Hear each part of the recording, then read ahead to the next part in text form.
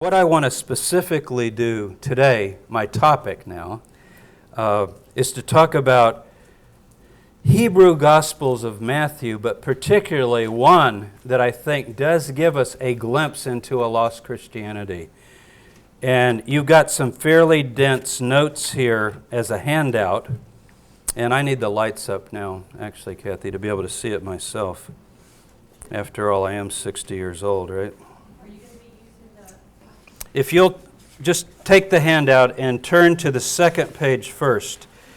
And in the middle of the page, you see where it says Papias.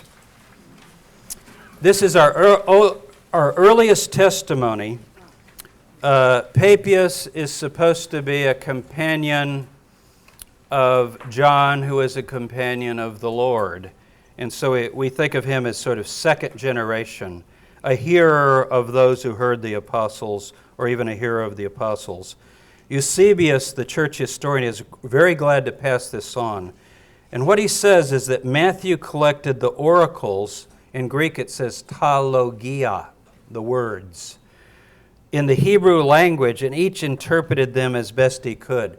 Now, no one's ever been able to, I think, satisfactorily explain what that means. Does that mean our Greek Gospel of Matthew, as we now have it, was originally Hebrew? Is that what it means? Or does it mean perhaps something even more exciting for April and for me and others? Does it mean a collection of the Logia? Does it mean that Matthew or someone collected together the sayings of Jesus? And then it might relate to something we know as Q, right? Or even as the Gospel of Thomas, which is also a collection of mostly sayings. But the key here is he says in Hebrew. Okay. Then Irenaeus, who is from the 2nd century, from France, a Christian at Lyon. He says, Matthew also issued a written gospel among the Hebrews, just another word saying the Jewish people. He's writing in Hebrew, in their own dialect, while Peter and Paul were preaching at Rome and laying the foundations of the church. So according to Irenaeus, who's another, we would date him maybe 170s, so he's a bit down the pike, but he has this tradition that Matthew, the follower of Jesus, wrote a gospel maybe in the 60s or so. Most of us would date the Greek Matthew we have as later. Origen, who we're going chronologically here, early 3rd century. So let's just say around 200, 230, somewhere around there. According to Eusebius, he says, having learnt by tradition concerning the 4 Gospels, which alone are unquestionable. Notice how more dogmatic this is getting. You see the tone and how it's changing? In the church of God under heaven. In other words, you better not question. Don't pull one of those other things in. We got the 4 Gospels. The first was written according to Matthew, who was once a tax collector, but afterwards an apostle of Jesus Christ, who published it for those who from Judaism came to believe, and composed it in the Hebrew language. So he's just passing on clearly. Don't you think Papias is probably the original of all of this, and now each one... Origen, it sounds very much like handbook knowledge, like Sunday school. Okay, let's do the 4 Gospels. Let's start with Matthew. What do we know about Matthew? He's a tax collector. But what he does say that's interesting, in the Hebrew language for the Hebrew people. And then Eusebius himself echoes that. Matthew first preached to Hebrews, and when he was at the point of going to others, he transmitted in writing in his native language the gospel according to himself, and so forth. And then Epiphanius, who is 4th century, refers to a gospel used by the Ebianites, and he says it is Matthew called according to the Hebrews, but it's corrupt and mutilated. We'll talk about that in the handout. I have some samples of that. And then Jerome, Matthew wrote in the Hebrew language. He refers to a Hebrew Matthew and a gospel of the Hebrews. It's unclear if Jerome means the same thing. And then we get other quotations. So that's the introduction in terms of these traditions that have passed down from the 2nd century on down into the 4th century. And they again and again tell us that you associate Matthew with something in Hebrew. Now, three things have survived in complete manuscripts. And they're in, if you go back to the first page again, I tell you, the one I want to talk about primarily is a text that we'll call Shem Tov, S-T. Okay? This is written by a rabbi, Ibn Shaprut, Isaac ben Shaprut, or Ibn Shaprut, who was a Jewish physician living in Spain. Roughly 1400 is the manuscript. It's not just a copy of Matthew. It is a book called Even Bochan, meaning the smooth stone or the touchstone. You know how you, the idea of an Even Bochan in Hebrew is something that you measure things by. And it's like Origen's Celsus. Like, why do we have Celsus? Because Origen wrote a refutation and quotes Celsus, so we can pull Celsus out and actually get his work, which we've lost, you see. And we think he's pretty faithful in saying, Celsus says this paragraph, and then here's my response. We're going to do a little Celsus in my last lecture. Okay, Ibn Shaprut, or Shem Tov, is what it's come to be called. He does the same thing. He's writing a refutation of Christianity. It's an apologetic work against the Christians from a Jewish point of view. This is during the disputation days of Spain. You know about this? Where Jews are being forced to answer Christians. The Christians felt that they had very good arguments to prove Jesus was the Messiah, and if they could just get everyone together in a forum, properly supervised, and get a rabbi who would debate, and get Pablo Cristiana, a converted Jew, to state the Christian side, the whole Jewish people would convert. It was that logical, it was that real. What they didn't count on is, I guess, the acumen and brilliance of the rabbis in dealing with texts. Because what actually happens in the records that we do have of a couple of these debates, the famous disputation that has been made into a BBC film, some of you may be seen, I think you have to go away thinking the rabbi won. He really, really addresses the issues quite well and quite academically. So Shem Tov is doing that. I'm going to call him Shem Tov so you don't get mixed up. His actual name is Ibn Shaprut. That's what he's doing. But in the course of that, he quotes the entire Gospel of Matthew. You know, let me tell you what the Christians say. He's writing in Hebrew. So instead of translating the Greek, he provides a Hebrew text. And we're the better for it. In other words, he's left us something. So when we talk about Hebrew Matthew, this is George Howard's edition, unfortunately out of print. But if you can get it at a used bookstore or anywhere, mortgage your house, get it. It's really worth it. It has the Hebrew and the English and extensive commentary. This is the second edition. I first heard of this, probably where some of you first heard of it. Howard published a major article in Bible Review. Does anybody remember that? On the Hebrew Gospel of Matthew, the magazine that now is merged with, back with Barr. But George Howard, University of Georgia, and he just called it a Hebrew Gospel of Matthew. Now, Howard's argument, first of all, he says, don't mix this with two other texts of Matthew in Hebrew. We have two other texts of Matthew that essentially are missionary endeavors. And that's continued. That enterprise is continued. If you go to Jerusalem today and go to some of the Christian bookstores, you can get a Hebrew New Testament.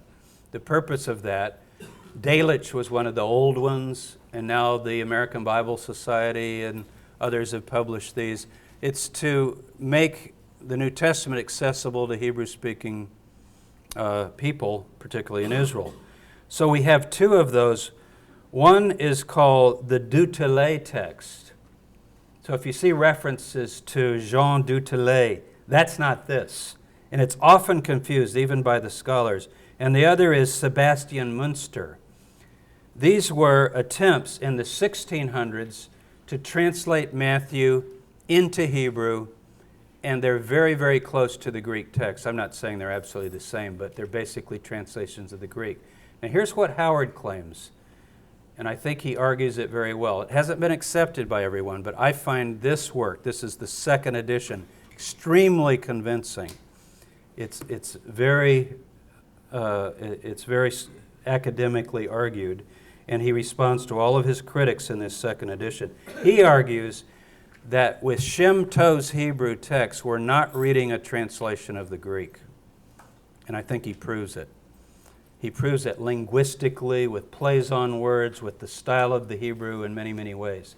Now, he doesn't know what we're reading, but he believes that something has passed down in Jewish circles, a version of Matthew has passed down in Jewish circles, and that, thankfully, is the version known to Shem Tov. It's kind of an underground version that the rabbis have and that they've been using now. And so a good date to remember, 1400, just as a round date for this text. Shem Tov preserves that for us. There's several manuscripts, but the main one is in the British Library, and that's what he essentially publishes. Now, a couple things about this text, just overview, and then we're actually going to look at some of it and talk about what it might tell us. This is very curious. Often it will agree with Codex Sinaiticus rather than the Byzantine Greek text, which puts it back then into the 4th century. So it's very old. Until we had Codex Sinaiticus, the one found at St. Catherine's, the New Testament found at St. Catherine's, we didn't know a lot of those readings. Now there are 3 major Greek codices, Vaticanus, Alexandrinus, and Sinaiticus. Sinaiticus is the oldest one, that have affected all modern translations. Some of those very controversial readings that the new translations put in, and the people who love the old ones say you've corrupted the Bible and you've taken away and changed the Word of God and so forth, without understanding that these are really the oldest records that we have. The translation I'm doing, the Original Bible Project, I'm using Sinaiticus as the base text. I might explain here, just because this is just for your education. There are 2 kinds of Greek and Hebrew texts that your translations are based on. One is what's called an eclectic text, and one is a manuscript edition. I'm doing a manuscript edition. It's my decision. Nobody's ever done it for the New Testament. I'll be the first one to do it, I guess, and I'm doing it for a reason. Let me explain the difference. An eclectic edition is when New Testament scholars take all of the readings of all the manuscripts and through methods of textual criticism make judgments about what is the best reading. You follow? And they actually vote on it. If you know the American Bible Society edition, it has A, B, C, and D based on a committee. A means we're just about totally convinced and we'll go to the cross for that reading. And B means most of us are convinced, but there was some dissonance. You get down to a D reading, it's like, we don't really know.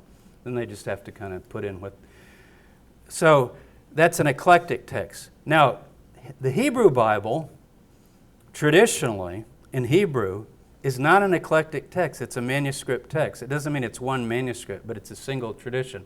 The Masoretic text, MT, right? The Dead Sea Scrolls represent a variant text. So what English translations are now doing is they're putting in other readings. And most of us are glad to see them do that. The problem is it's confusing to the reader. Because if you're reading along in the English and a scholar has made a judgment here and a judgment there and a judgment somewhere else about how it should read, you have to realize you're not reading any text that we have, right? In other words, when you read the New Testament, you're not reading a text that we have. You're reading a composite text based upon the collective judgment of the panel that makes those decisions. And almost everybody now is going by the basic United Bible Society Nestle text. So they decide. I'm not saying that's bad, it's just you should realize what you're reading. You're not reading Codex Sinaiticus, although it will appear here and there. Now, that's just a little digression to explain. Now, why am I using Codex Sinaiticus? Because the decision I made is that for the Hebrew Bible to translate the Masoretic text and note variants and footnotes, and for the New Testament to translate the oldest text we have, Sinaiticus, and note the variants and footnotes. And the idea would be that you always know where you are. In other words, you're reading the oldest text we have, but when something differs significantly, you get flagged. Like Vaticanus doesn't put this in, or Vaticanus adds that. Whereas if you don't do that, if you simply form a Greek text with all of those things brought in together, you don't really know. I mean, you can look at a very complicated footnote apparatus and figure it out, but even in the English you wouldn't know. So that was all a little digression. But this Shem Tov Matthew often agrees with Codex Sinaiticus. It also has some correspondences with the Gospel of John, which is a little odd. It seems like there's something embedded in it that relates to John, and Luke's version of Q, as well as Thomas. Now, that shouldn't be the case. Luke's version of Q should be in Luke, but we find that this is Matthew, in Hebrew Matthew. We're getting Luke's version of Q often, and Luke's version of Q we think is more accurate. Now, Howard got pretty excited about that because it helped his argument that we're not just reading a Hebrew translation of our Greek Matthew. In other words, and if you think about the fact that Sinaiticus, Q, and Thomas were all lost in antiquity, and yet this text is closest to those readings of those ancient texts which we've now recovered, isn't that amazing? You know, the three oldest things that we talk about in terms of the teachings of Jesus, this particular Matthew is close to it. Also, the Clementine, pseudo-Clementine writings. Now, what are those? These are texts from the 3rd century, 2nd and 3rd century AD, that preserve for us traditions of Jewish Christianity, it's usually called, Hebrew Christianity. Basically, to make a long story short, these texts champion Peter and they damn Paul. They damn Paul as a heretic, an apostate from the law, and they talk about how Peter and James are the ones we should listen to. So they represent what the early church would later call a heretical version of the faith. Now, you don't just pick up a copy and read them very easily. They're kind of complicated, but it's interesting that Shem Tov agrees with some of the readings that are in the Pseudo-Clementines, meaning it seems to be coming to us not from our Greek Matthew, but from some older source that we don't have. So what I'm presenting in this lecture is the possibility, which I find convincing, that through this Shem Tov version of Matthew in Hebrew, we are getting a foggy window back. It's foggy. It's not completely clear, but we can polish it a little bit here and there.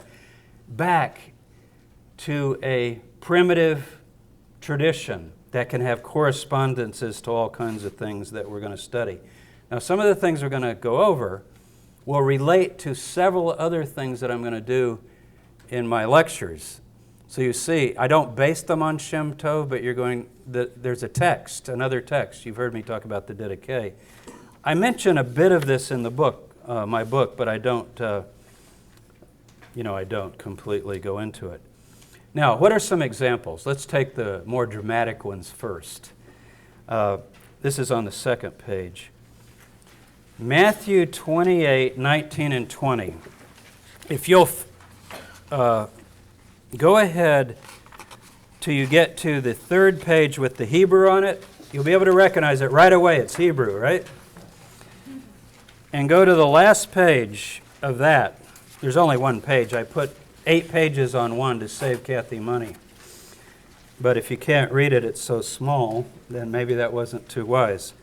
But I want you to see where it says the Hebrew, page 150, 151. Are you with me? So it'd be the back side of the Hebrew page. It's Hebrew and English. We're going to look at the English, not the Hebrew. Now, I have this all marked for you because I knew we'd do this orally. I want you to be able to spot it. You see where I put Mount Tabor, Sfat, and I circle the word mountain? Let's start there. Everybody with me? Help your partners if somebody's lost. Okay? So it's the third page of the handout, back side. It says, after this, when his 12 disciples came to Galilee, he appeared to them in the mountain where they had prayed. Now, that is very interesting and important. I can tell I'm going to get into a bunch of other subjects. The mountain where they had prayed is the Mount of Transfiguration. This text is remembering the mountain of the resurrection appearance as the same mountain as Transfiguration. They went back to that mountain. Interesting. Now, why is that important? Your Matthew means Greek Matthew. None of you have this in your Bible. Says they went to a mountain, I think it says that Jesus had told them or had appointed them. Well, we have no record in Matthew that he had told them to go to a certain mountain. This text is remembering it more explicitly. Go back to that mountain where they saw Jesus transfigured. Remember when he appeared in this glorious state and Moses and Elijah appeared? I think that's very, very interesting in terms of what's going on here. It's in Galilee, notice. Traditionally, it's Mount Tabor. How about that? Which is definitely wrong.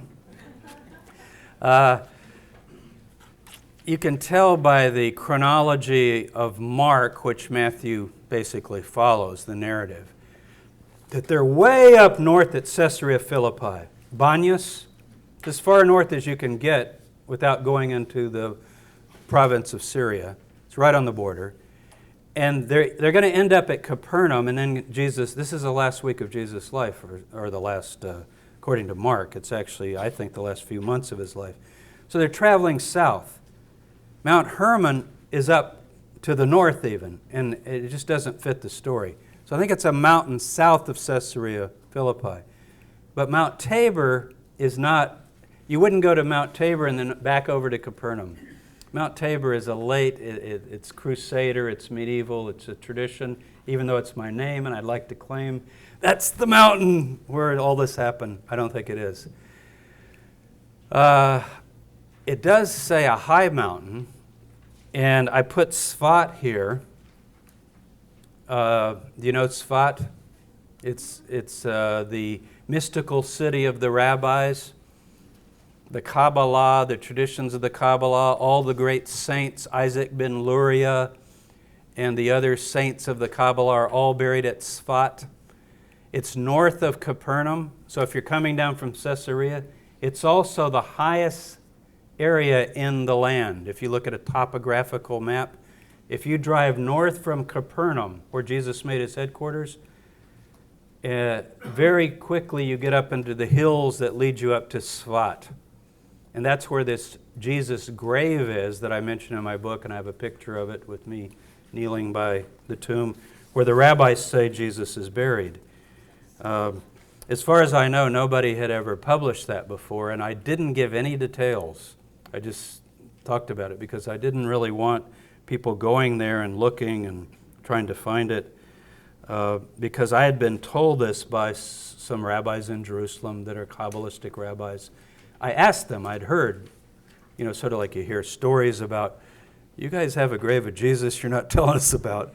And finally they did tell me, and I found the text and I went to it. Just last week I was there, and a BBC crew was there filming.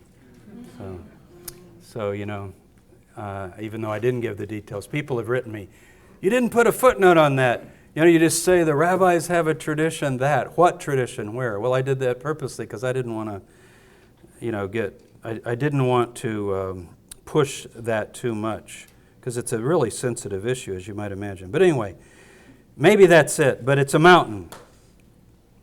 And when they saw him, they worshipped him, but there were some of them who doubted him. Now, the Greek says, but some doubted. It doesn't say they doubted him. So just a small change, but it makes it very clear. Because you could see without the pronoun, somebody could say, well, but some doubted might mean in Greek, they just didn't have a strong faith. You know, they believed, but they had some doubts. But this says, but some doubted him. It's clear in Hebrew. And Jesus drew near to them and said to them, to me has been given all power in heaven and earth. Go and teach them to carry out all the things which I have commanded you forever. Wait a minute. There's some things missing here. Isn't it go into all the nations and baptize in the name of the Father, Son, and Holy Spirit? So here we have a Hebrew version of Matthew that does not have a Gentile mission, which we know from Paul, right? And does not have the baptismal formula, the Trinitarian baptismal formula. Sounds very Jewish, doesn't it? I'm the rabbi, you're my disciples. What do rabbis tell disciples? Go teach what the rabbi said. And go teach them. Now, I'm not saying it couldn't mean the nations, but we'll get to a text about that, and I think probably this text doesn't mean the nations. Now, go back to your handout again, the English, away from the Hebrew for a minute. I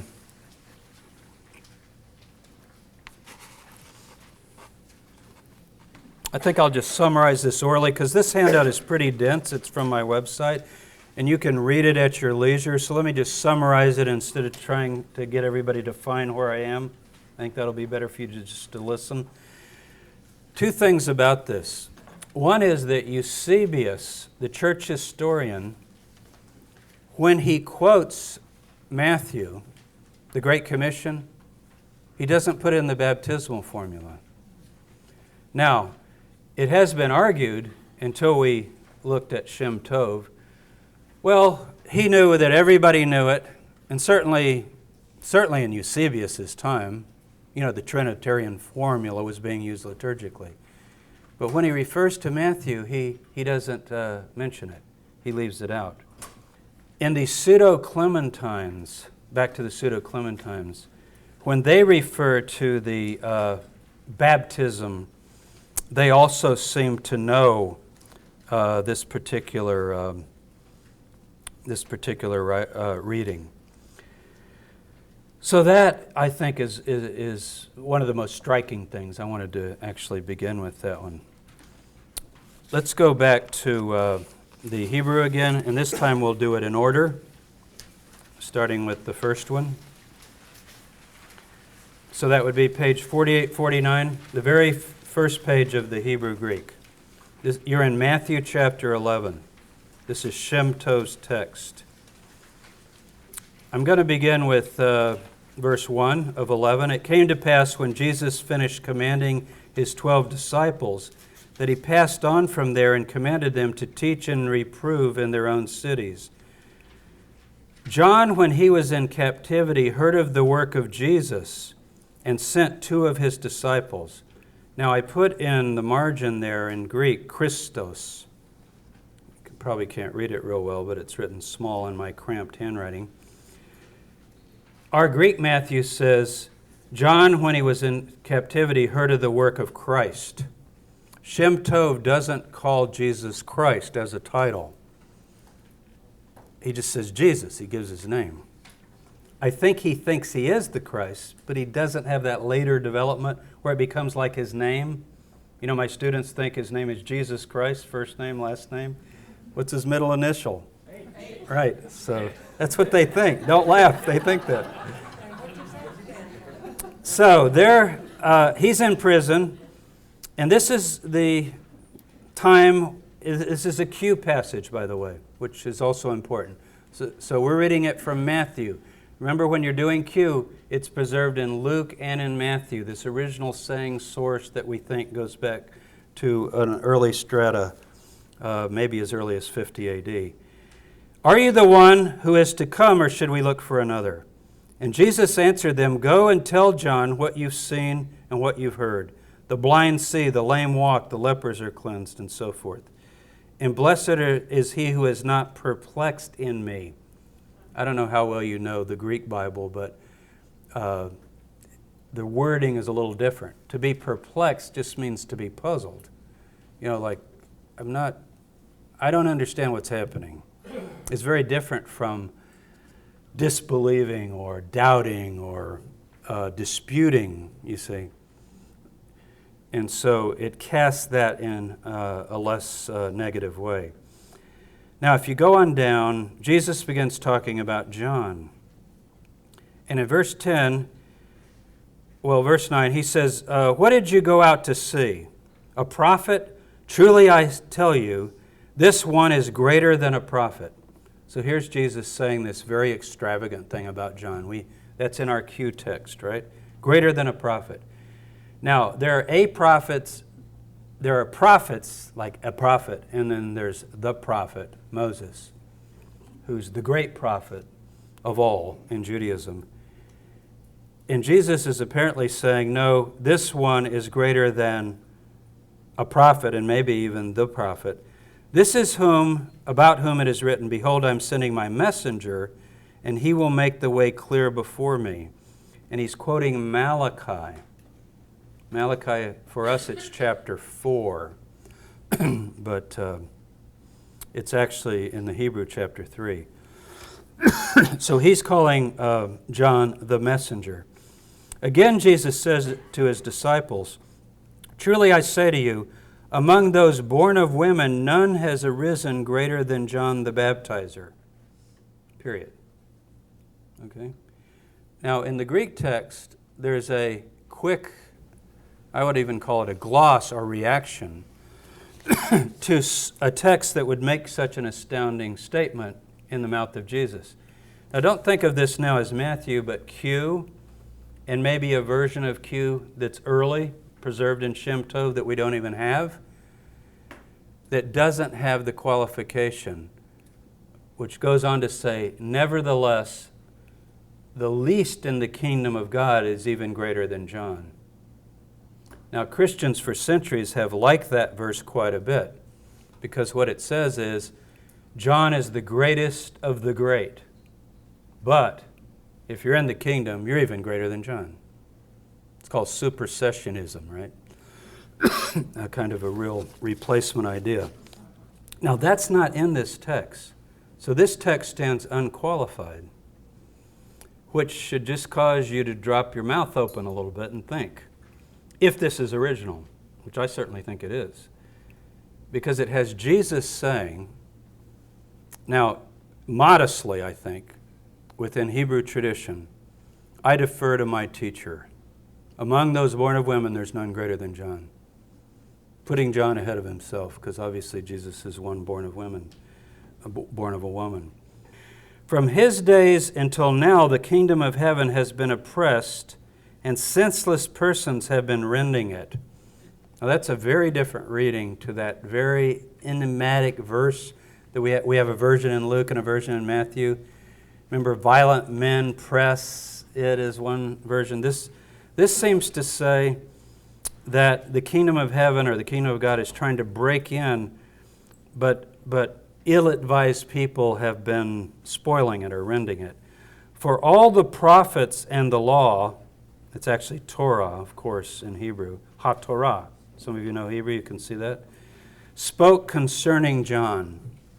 Now, very interesting. In Hebrew, and I know some of you don't know Hebrew, but if you look over to that first line of the Hebrew, verse 13, it's the second word from the end, all. Now,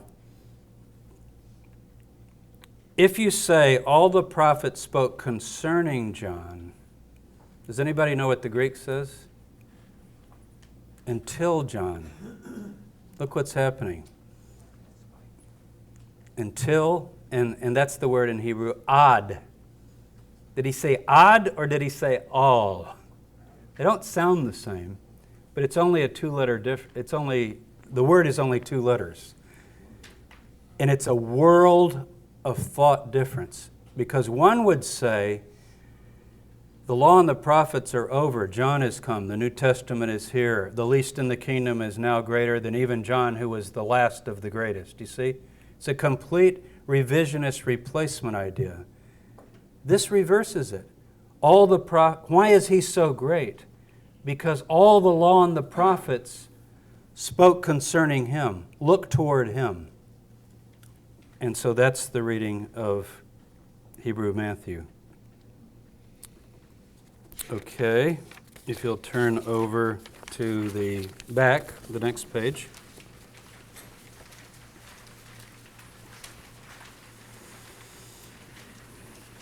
Thank you, Kathy.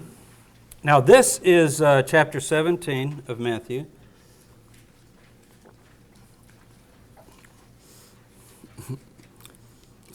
I'm sorry this is so small. I'm thinking some of you can't even see the page, but you're trusting me, right? After 6 days, now we're at that mountain that's mentioned later, the mountain of the so-called Transfiguration. After 6 days, Jesus took Peter, James, that is Jimmy. I have to pause here and say that my legal given name on my passport that my father gave me is Jimmy, not James. So I could have put that on the book, The Jesus Tiny by Jimmy Dan Tabor. That's my name. And somewhere around 12 years old, I got tired of being called, Bobby, Johnny, Jimmy. I thought of it as a little boy's name, and I just started using Jim and then finally James. But this is in Hebrew. So now I see my name in Hebrew. The nickname is Jimmy right there.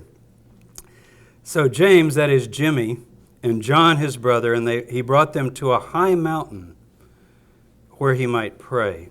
And while he was praying, he was changed before them.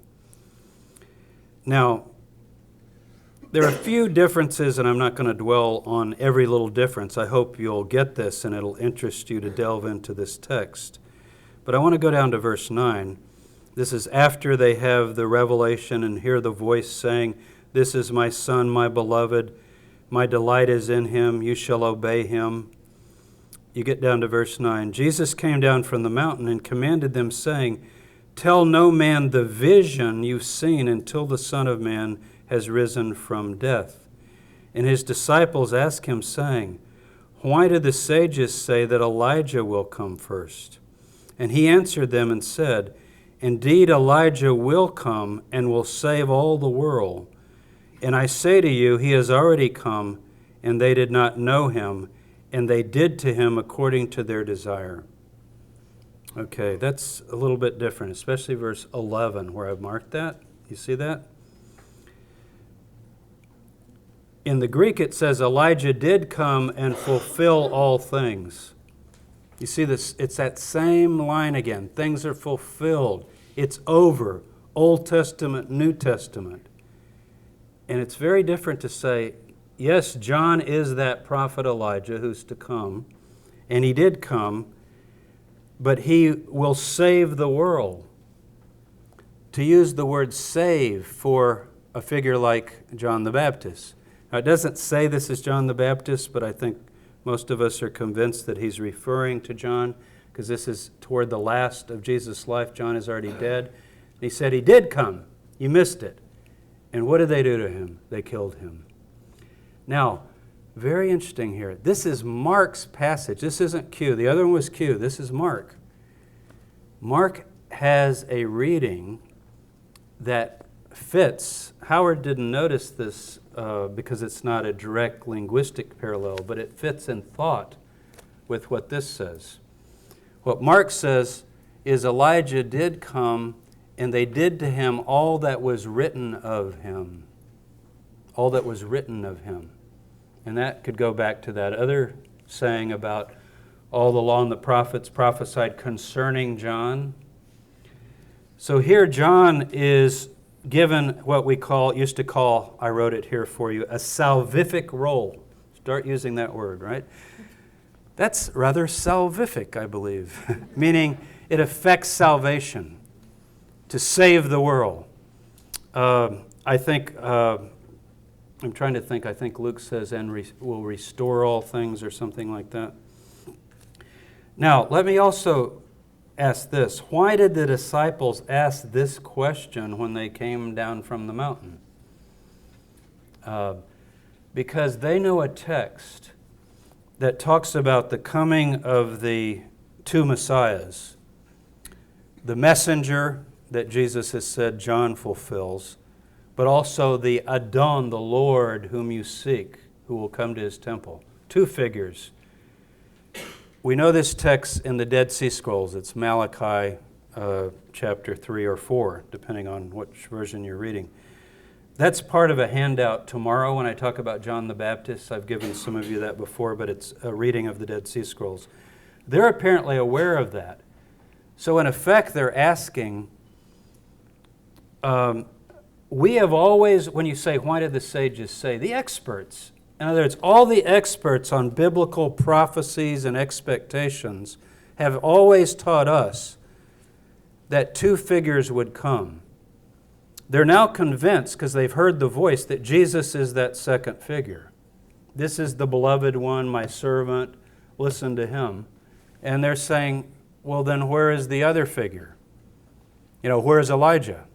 And he says, well, he is coming, meaning that interpretation is correct. If you read it, he puts the present tense, indeed, or the future. Indeed, Elijah will come and will save the world. So that's right. That interpretation is correct. An Elijah figure will come. But I tell you, he's already come, and he's dead. Okay? That's how you would read it. It's essentially what he's adding. So this, several of these had to do with John the Baptist. So we've got the baptismal formula, not in this text. We've got a very exalted view of John that does not survive in Mark, Matthew, or Luke to this extent. Now in Q, we've got the remnants of it, but not in this version. On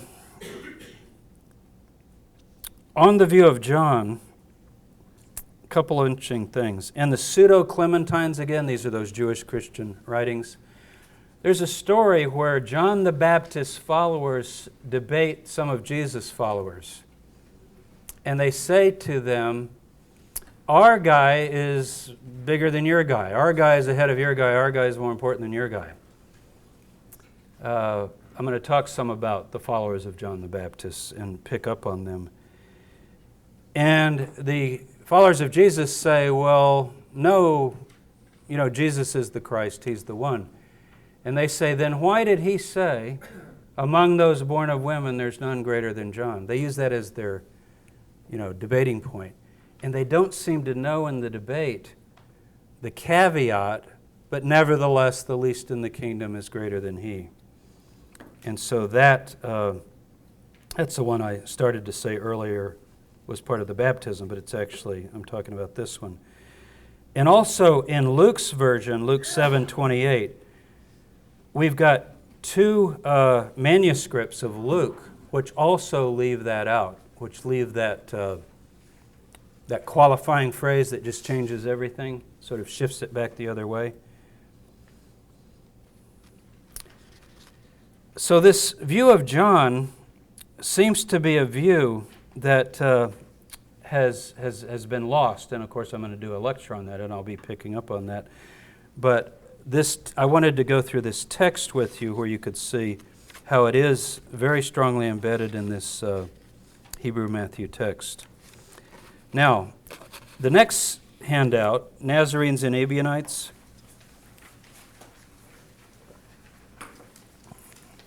Is for you to read and absorb, like homework or whatever, because it really applies to James and indirectly to John the Baptist and to Jesus and this whole idea of a Jewish Christianity that might have survived. And so I just want you to read that and think about it. And so I just sandwiched it in between for you. But go to these other texts, the Gospel of the Ebianites, see where it says at the top. These are fragments of texts that are quoted by church fathers, Epiphanius and Jerome mainly, where they talk about a gospel of the Hebrews or a gospel of the Ebianites that is in Hebrew, but we don't have the whole thing. It's not like Shem Tov where we actually get it. I wish we did. Jerome says that he's read it. He doesn't think much about it. He doesn't have a high view of it. And he says that it changes the Greek a lot and it adds things and so forth, and he's not real fond of it. Now,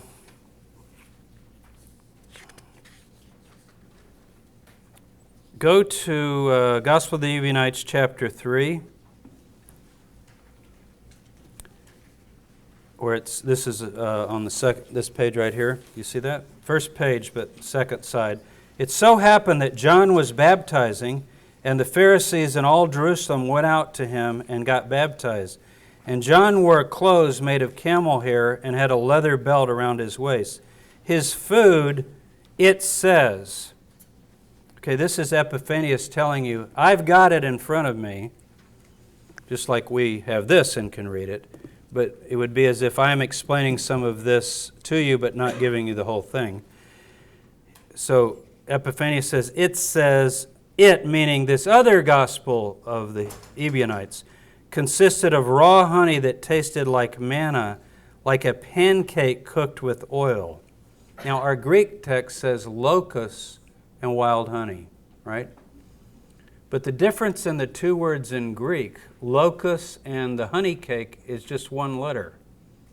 Eggcrease and increase. And so it makes you wonder. Now he dismisses it. Thus they changed the word of truth into a lie, and instead of locust they put pancake cooked with honey. So Epiphanius has no doubts about the Greek text, right? He's just pointing out some of the foolishness. That, however, is really, really interesting to think about because we have other traditions. I'm going to do a whole lecture on this. That John is a vegetarian, that he doesn't drink wine or eat any kind of living creature and only lives on vegetation. And this word, the pancake cooked in honey, is used in the Old Testament or Septuagint. I say Old Testament rather than Hebrew Bible because it would be in the Greek. For the manna that the children of Israel ate. It says that it was a sweet wafer. So pancake cooked with honey is a little bit of an extravagant translation. You know, it's implying we got out the mix and cooked the cakes and put some honey on them. It's actually a sweet wafer. Now, I don't know what it would be. People have speculated a natural plant, right? Or some sort of grain that you could press and mold into some sort of a wafer and then it would be sweet. Some sort of desert food of some type. And if you look at the Bible dictionaries and the commentaries, they've come up with possibilities of what the Israelites might have eaten in the desert.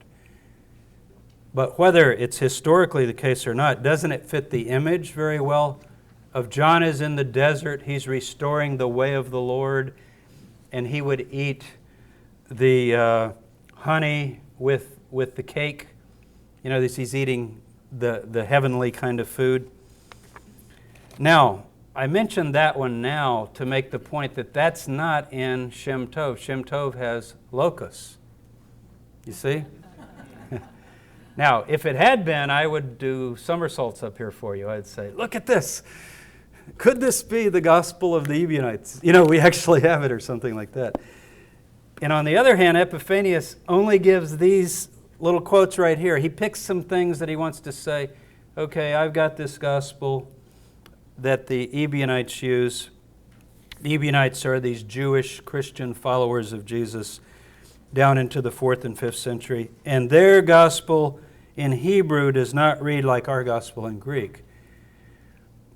But what it's witnessing to is that there is this other underground tradition that has to do with a Matthew gospel in Hebrew that is giving us these different readings that maybe we should not just throw out and say, well, I'd rather trust the Greek. Because it seems to me that time and time again, these become maybe more credible readings historically and for their time and so forth. So that's the value of Hebrew Matthew, I think. So my summary would be that by studying Shem Tov, we're getting a glimpse into a version of Matthew that is not a translation of the Greek, and fortunately has passed down to us, I think, carrying some of what we've heard about, and that is that of some sort of original Hebrew gospel, written in Hebrew.